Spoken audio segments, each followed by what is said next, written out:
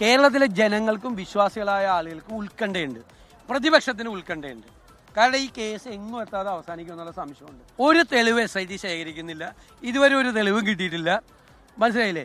അനാവശ്യമായി കോടതി തന്നെയാണ് പറഞ്ഞത്, അനാവശ്യമായി തെളിവിന്റെ കണിക പോലും ഇല്ലാതെ തന്ത്രി അറസ്റ്റ് ചെയ്തെന്ന് പറഞ്ഞു.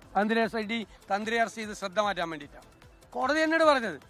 കോടതി തന്നെയാണ് പറഞ്ഞത്, ഇത് തന്നെയാണ് പറഞ്ഞത് കോടതി. അത് കോടതിയുടെ. പക്ഷേ ഒരു പ്രിലിമിനറി ആയിട്ടുള്ള ചാർജ് ഷീറ്റ് പോലും കൊടുക്കാതെ മുഴുവൻ ആളുകളും പുറത്തിറങ്ങി. ഇനി വല്ല തെളിവുണ്ടെങ്കിൽ അവർ നശിപ്പിക്കുകയും ചെയ്യും.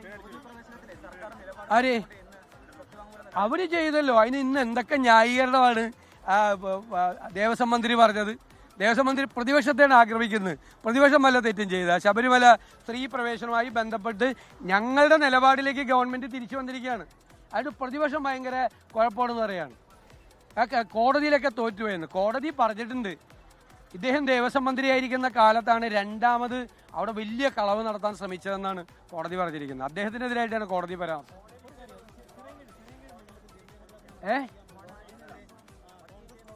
അത് എനിക്കറിയില്ല. അവരുടെ ഏജ് തെളിയിക്കാനുള്ള സർട്ടിഫിക്കറ്റ് ഒന്നും എൻ്റെ കയ്യിലില്ല.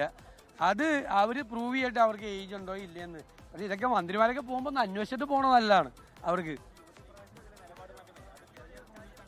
സംശയം എന്താ? ഞാൻ ഇന്നലെ പറഞ്ഞല്ലോ, ഇതുവരെ ഞാൻ ചോദിക്കട്ടെ, UDF സർക്കാർ കൊടുത്തൊരു അഫിഡവിറ്റ് കറക്റ്റ് ചെയ്തല്ലേ ഇവര് അല്ലേ മാറ്റിക്കൊടുത്തേ? ശബരിമല ക്ഷേത്രക്കൊള്ളയാണ്, സ്വർണ്ണക്കൊള്ളയാണ്. സ്വർണ്ണക്കൊള്ളയിലെ അന്വേഷണം പൂർണ്ണമായി അട്ടിമറിച്ചു എന്ന ആരോപണം ആവർത്തിക്കുകയാണ് പ്രതിപക്ഷ. അതിൽ ശ്രദ്ധ തിരിക്കാനായിരുന്നു കോടതി പറഞ്ഞതുപോലെ തെളിവിന്റെ കണിക പോലും ഇല്ലാതെ തന്ത്രി അറസ്റ്റ് ചെയ്ത് അകത്തിട്ടത് എന്ന ചോദ്യം കൂടി ചോദിക്കുന്നു. അപ്പോൾ ശബരിമല, അത് യുവതി പ്രവേശനമാവട്ടെ, ശബരിമലയിലെ സ്വർണ്ണക്കൊള്ളയാവട്ടെ, തെരഞ്ഞെടുപ്പ് മുഖത്ത് ചർച്ചയാകും എന്ന കാര്യം നമുക്ക് നേരത്തെ സംശയമില്ല, ഇപ്പോഴും സംശയമില്ല. ലോകത്തെവിടെയായാലും ഏത് സമയത്തും 24 വാർത്തകളും ഓഗ്മെന്റഡ് റിയാലിറ്റി പാക്കേജുകളും എക്സ്പ്ലെയിനറുകളും വിശദമായി കാണാൻ ഞങ്ങളുടെ YouTube ചാനൽ നിങ്ങൾക്ക് സബ്സ്ക്രൈബ് ചെയ്യാം.